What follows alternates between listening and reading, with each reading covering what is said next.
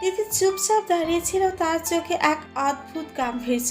সজীবের দিকে তাকে কিছু বলার আগে সে যেন নিজেই কিছু খুঁজে পেতে ব্যস্ত।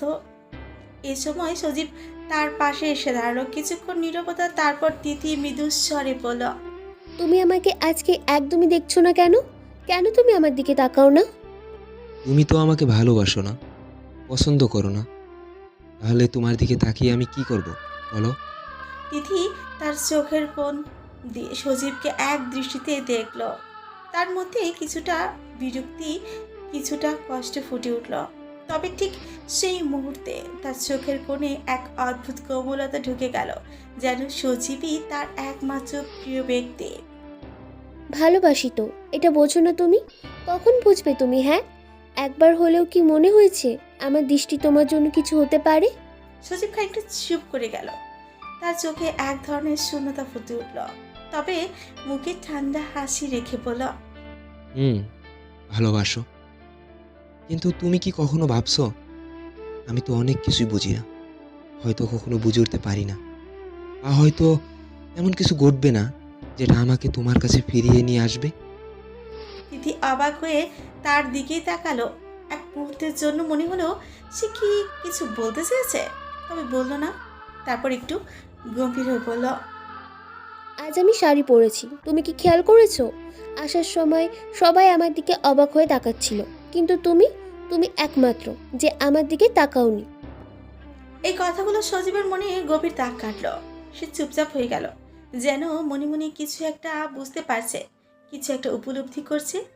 তারপর এক নিঃশ্বাসে বলল, ভালো, যদি তোমার চোখে এমন প্রশ্ন থাকে তবে হয়তো এক মুহূর্তের জন্য আমার দৃষ্টি হারিয়ে গিয়েছিল। তবে জানো কি, যখন আমি তোমার দিকে তাকাই, আমি শুধু তোমার শাড়ির দিকে তাকাই না, আমি দেখতে পাই এক সুন্দর মায়াবী আত্মা, যে আমাকে শুধু নিজেকে নয়, পুরো পৃথিবীকে ভালোবাসতে শেখায়। তুমি তো জানো, আমার কাছে তুমি এক পৃথিবী, এক অনন্ত আকাশ। তিথি এক মুহূর্ত চুপ থেকে তার চোখের দিকে তাকালো। তারপর তার মুখে ছোট্ট হাসি ফুটে উঠল। তার চোখে সেই পুরনো অনুভূতি আবার ফিরে এলো, যেটা অনেকদিন আগে সজীবের মাঝে অনুভব করেছিল। তাহলে আজ থেকে আর তোমার চোখে হারিয়ে যাব না। সজীব একটু মাথা নত করলো, কিছু বলল না। তবে তার চোখে যে ভাষা ছিল তা যেন বলছিল, তুমি কখনো হারাওনি তিথি, আমি তো তোমাকে চিরকাল নিজের মধ্যে ধারণ করে রেখেছি।